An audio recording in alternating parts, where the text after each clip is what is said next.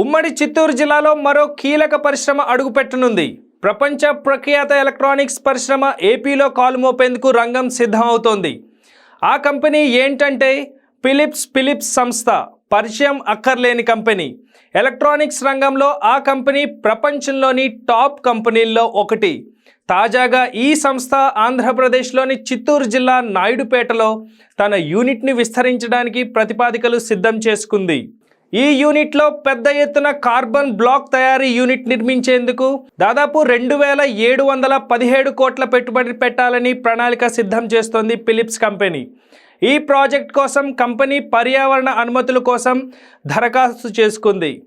ఈ అనుమతులు క్లియర్ అవగానే ప్లాంట్ నిర్మాణానికి వడివడిగా అడుగులు వేయనుంది. ప్రతిపాదిత యూనిట్ నాయుడుపేటలోని ఏపీ ఐఐసి ఇండస్ట్రియల్ పార్క్లో ఏర్పాటు చేయబడనుంది. ఇది మొత్తం 3,720 టన్నుల సామర్థ్యంతో 840 టన్నుల రోజువారీ కార్బన్ బ్లాక్ తయారీకి ఆధారంగా ఉంటుంది. ఈ ప్లాంట్లో 48 మెగావాట్స్ సామర్థ్యం గల ఆధారిత సహ ఉత్పత్తి క్యాప్టివ్ పవర్ ప్లాంట్ కూడా ఉంటుంది. ఇది వేస్ట్ హీట్ రికవరీ సిస్టంతో సహా ఉంటుంది.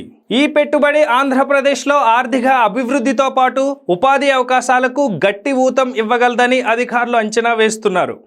పీసీబీఎల్ యొక్క ఈ ప్రయత్నం రాష్ట్ర ఆర్థిక మండలి ఆమోదం, ఆంధ్రప్రదేశ్ ఇండస్ట్రియల్ ఇన్ఫ్రాస్ట్రక్చర్ కార్పొరేషన్ యొక్క షరతులకు అనుగుణంగా ఉంటుంది.